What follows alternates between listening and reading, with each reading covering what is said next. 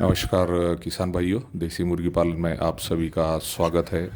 देसी मुर्गी पालन फ़ायदेमंद करने के लिए हमें एक अच्छा पोल्ट्री शेड होना ज़रूरी है।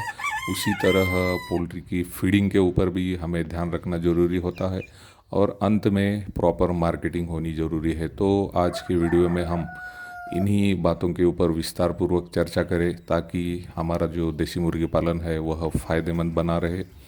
तो हम शुरुआत करते समय देसी मुर्गी पालन की हमारे पास एक अच्छा पोल्ट्री शेड होना ज़रूरी है।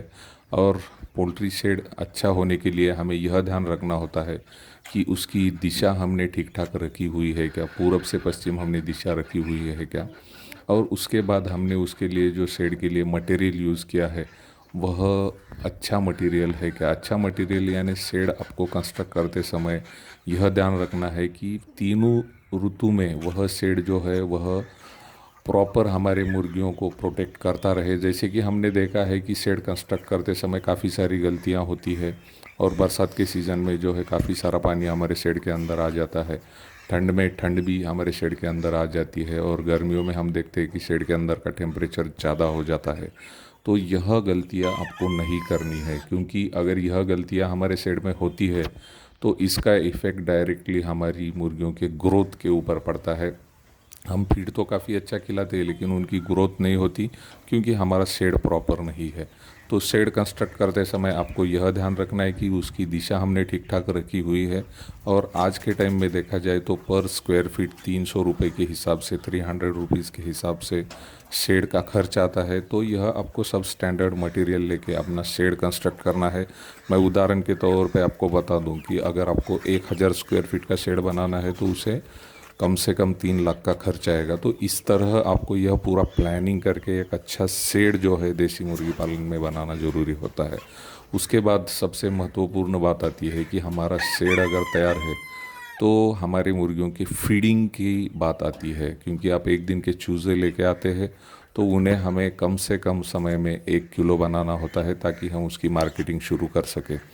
तो फीडिंग के बारे में बात करते हुए मैं आपको यह बताना चाहूँगा कि एक दिन से लेके फीड की शुरुआत करते हैं तो फीड देते समय काफ़ी लोग जो है एक दिन के चूज़े लेके आ रहे हैं, अच्छे हैचरी से लेके आ रहे हैं, लेकिन उनको फीड जब वह देते हैं तो अपने पास जो दाना बचा होता है, अपने पास जो फीड अवेलेबल है होममेड फीड, जिसमें हम देखते हैं कि काफ़ी बार लोग मक्का खिला रहे, ज्वार खिला रहे, बाजरा, लेकिन ऐसे नहीं चलेगा। हम अगर देसी मुर्गी पालन फ़ायदेमंद करना चाहते हैं तो आपको एक प्रॉपर फीड पहले दिन से ही देना पड़ेगा।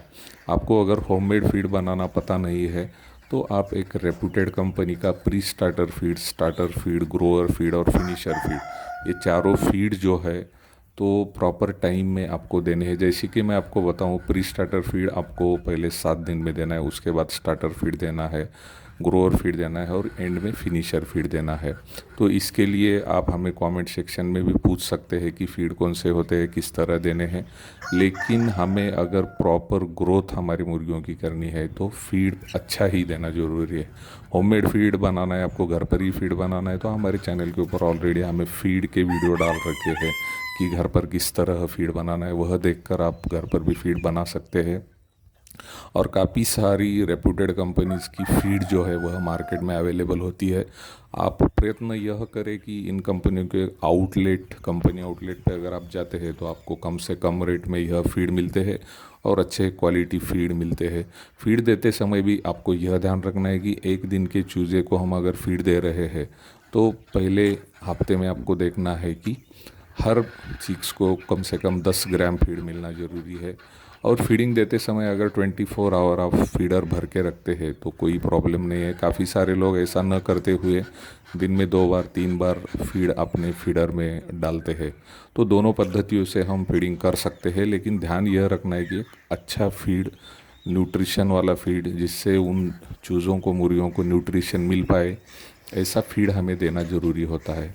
नहीं तो काफ़ी बार हमने अच्छे चूज़े परचेस किए हैं लेकिन फीड गलत दे रहे हैं, तो हमने जो चूज़े जिस प्राइस में परचेस किए हैं उस वो भी कीमत निकल जाता है, क्योंकि काफ़ी सारी मॉर्टेलिटी होती है, तो ऐसे में लॉस होने के चांसेस रहते हैं।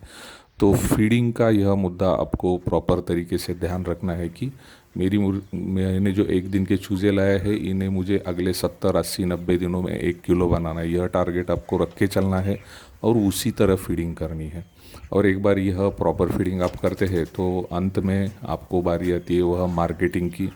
तो हम हर बार आपको यही बता रहे हैं कि आपका मुर्गी पालन चाहे कितना छोटा हो या बड़े पैमाने पर हो, तो मार्केटिंग की स्ट्रैटेजी आपकी रेडी होनी चाहिए।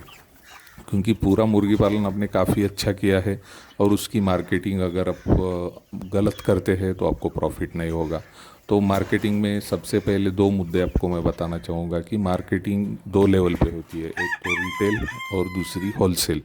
तो काफ़ी सारे किसान भाई हमारे यह सोचते हैं कि मैं 1 किलो की मुर्गी रेडी करूँगा, बर्ड अच्छे से बढ़ाऊँगा, रेडी करूँगा, लेकिन सेल करने के लिए मैं उन्हें होलसेल में सेल करूँगा।